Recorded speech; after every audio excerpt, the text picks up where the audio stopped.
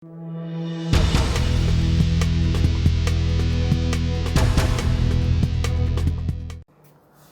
Bapak Ibu, senang sekali bisa berjumpa dalam GKM Menyapa. Mari kita membaca 2 Tawarik pasal 26 ayat 3 sampai 4 dan ayatnya yang ke-16. Usia berumur 16 tahun pada waktu ia menjadi raja dan 52 tahun lamanya ia memerintah di Yerusalem. Nama ibunya ialah Yekolia dari Yerusalem.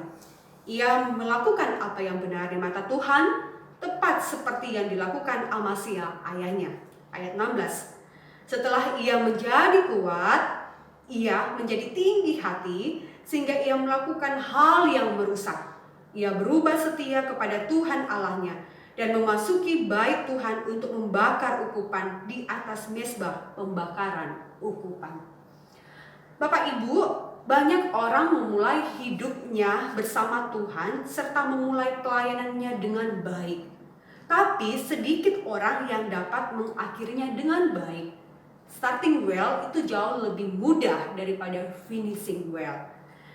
Dengan bacaan yang kita baca pada saat ini, kita belajar dari tokoh Uzia yang memulai kepemimpinannya dengan baik tetapi mengakhirinya dengan memprihatinkan. Mengapa bisa seperti ini? Yang pertama, karena ketidaksetiaan. Uzia bertekad mencari Allah pada saat dia masih usia belia, 16 tahun, di awal kepemimpinannya. Tetapi ketika Uzia sudah menjadi kuat dan berhasil, ia lupa bahwa Tuhanlah yang membuatnya menang atas semua musuhnya. Ia tidak lagi merasa perlu mencari Allah. Banyak orang yang ketika awal dipercayakan sesuatu sungguh bersandar kepada Tuhan dan merasa tidak bisa berbuat apa-apa tanpa Tuhan. Tapi seiring berjalan waktu, dia kemudian mulai merasa bisa dan apa-apa bisa berhasil, jadi dia mulai melupakan Tuhan. Ada orang yang memulai hidupnya dengan baik tetapi berakhir dengan buruk. Kesetiaan menjadi barang langka. Yang kedua, keangkuhan. Kemenangan dan popularitas Uzia menjadi begitu memabukkan sehingga dia menganggap semua itu adalah hasil kekuatan dan kehebatannya sendiri. Hatinya menjadi sombong dan takabur. Ia pun berpikir sebagai raja ia berbuat apa saja termasuk memasuki bait suci untuk membakar ukupan seperti para imam. Padahal pembakaran ukupan hanya bisa dilakukan oleh imam. Uzia merasa bahwa dia sebagai raja dia bisa bertindak seperti yang dia mau. Dia mengabaikan perintah Allah karena keangkuhan. Yang ketiga, Uzia tidak menghormati Allah sebagai Allah. Selama Uzia mencari Allah, Allah membuatnya berhasil dan melakukan hal-hal ajaib di dalam pemerintahannya. Namun ketika ia lancang masuk ke bait Allah untuk membakar ukupan di atas mezbah pembakaran ukupan, Allah menghukumnya dengan keras. Uzia kena penyakit kusta karena ia tidak menghormati kekudusan bait suci dan jabatan imam. Bapak Ibu yang terkasih, jika kita jadi Uzia, bagaimana kita dapat hidup dengan cara yang berbeda? Yang pertama, tentu tetap mencari dan menghormati Allah.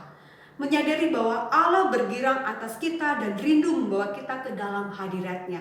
Kita harus memiliki rasa lapar dan haus akan Allah dan kebenarannya. Juga masuk dalam persahabatan yang mengubahkan hidup bersamanya. Yang kedua, mengingat Allah di tengah kesuksesan, popularitas dan kemakmuran. Menyadari bahwa semua berkat itu berasal dari Allah dan makin menghormati Dia.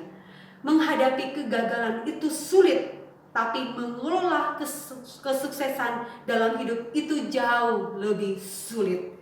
Dan yang ketiga, hidup dengan rasa syukur yang mendalam. Jika kita merenungkan kehidupan ini dengan sungguh-sungguh, kita akan mendapati betapa Allah telah melakukan begitu banyak perkara bagi kita dan betapa Dia peduli akan hidup kita. Ketika kita bisa menyadari hal ini, walaupun ada begitu banyak tantangan, akan ada tetap rasa syukur dalam hidup kita. Kita kerap buta terhadap berbagai hal yang tanpa disadari membuat kita menjalani kehidupan yang tidak selaras dengan firman Allah. Bagaimana supaya kita tidak menyimpang, maka kita harus bertanggung jawab sebagai orang percaya dengan terus mencari Allah. Hidup bijaksana, Hiduplah dengan menaati firman Tuhan. Bertekunlah pada firman-Nya. Dan itu akan menjaga kita dari perbuatan yang menyimpang. Dan menjaga kita dari kesombongan. Kesombongan bukan hanya awal dari segala dosa, tapi juga awal dari segala celaka.